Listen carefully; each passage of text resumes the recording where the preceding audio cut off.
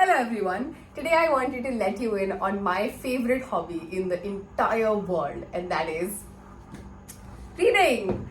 I absolutely love reading. I always have since I was a little girl, and I feel like it's because my parents are such avid readers themselves that I always saw them reading, and then I naturally got the habit myself. And I wanted to help you in discovering some books that will make you a reader. I'll start off with the books that I have here, but I also have a Kindle where I read most of my books nowadays because of storage issues and because of how convenient a Kindle is to travel around with. So obviously books don't have any gender. Anybody can read any book, right? But I feel like it's a little more relatable if the protagonist is the same gender as you, and that's when the story sort of becomes a little more relatable for you. So if you're somebody who's a young adult, if you're a girl, I feel like Fangirl by Rainbow Rowell is such a wonderful book for you to get started with. So it's basically about these two sisters, Kath and Jen, and they're identical twins, and they are just moving into college.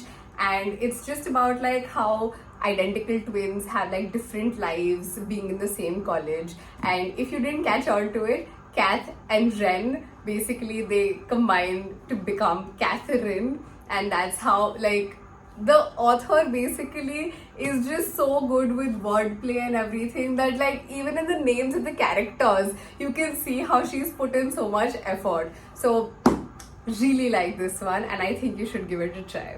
The second book I want to talk to you about is a book called How to Kill Your Family by Bella Mackie. This book is honestly so witty and so snappy. When you're reading this book, you are laughing out loud. You are thinking, wow, that is so smartly written. It's very dark, it's quite twisted and stuff, but it's just too good. It says on the back, they say you can't choose your family, but you can kill them. Meet Grace Bernard, daughter, sister, serial killer. And it's just, in one of the reviews it says it's deliciously dark, and I don't think I can describe it any better than that. This is deliciously dark. Next book I want to talk to you about is called The Tattooist of Auschwitz, and it's a love story, and it's just one of those books that you read and you're like, does love like this really exist? It's basically about the Holocaust, and two characters, Lale Sokolov and Geeta, basically are in the concentration camp, and the guy, the protagonist, is basically tasked with tattooing on people, and it's basically love at first sight for him. So Lale Sokolov has actually spoken this story out loud to Heather Morris. I'll just leave you feeling so lovely.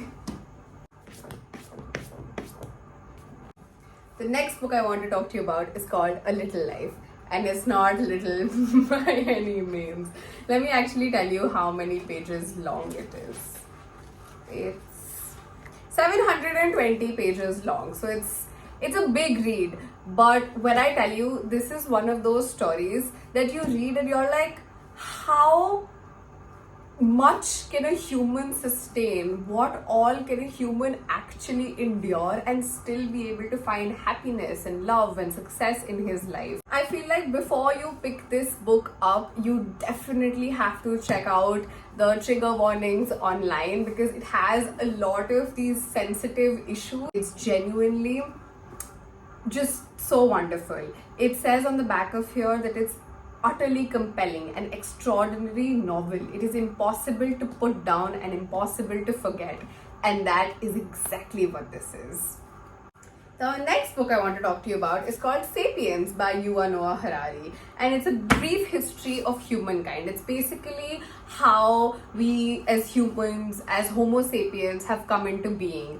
At the back of it, it says, fire gave us power, gossip helped us cooperate, agriculture made us hungry for more, mythology maintained law and order, money gave us something we can really trust, contradictions created culture, and science made us deadly. talking about how Homo sapiens have come into being and how Homo sapiens actually got saved because we are such gossip mongers. And it's just one of those books that you read and you're like, wow, scrumptious. The next book is actually on my Kindle and it is one of my favorite love stories of all time. It is called The Song of Achilles by Madeline Miller. It is basically a Greek mythology and it's a retelling of this mythology of Achilles and how his life basically unfolds and what his destiny was and everything like that. But it's not just about the myth, it's about the love, it's about the struggle, it's about like so many emotions. And it's one of those books that as you're reading the last paragraph, you're bawling your eyes out. Like there are big tears just coming down because you're so invested in these characters and in this love story.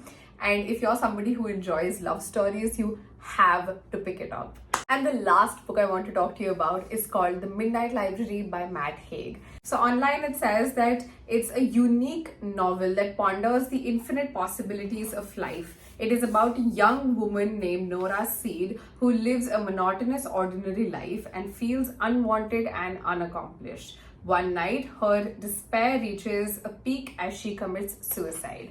And then basically we visit how we have infinite life opportunities and we could have been so many different things. Like our lives could shape into such a different reality if at all we had chosen one thing differently.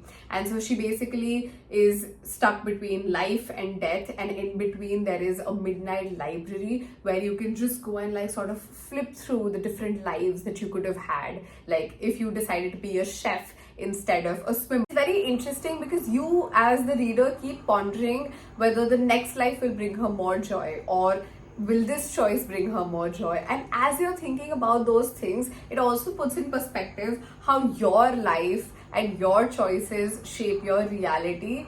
And the ending is just like a nice little ribbon being tied. It's very satisfactory. It's a very good read, and I feel like if you're in a reading stump, you just have to pick it up.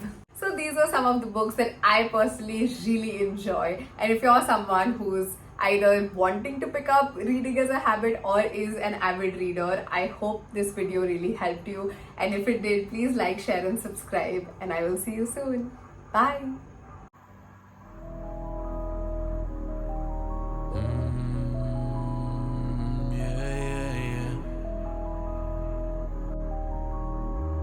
Diamonds, baby.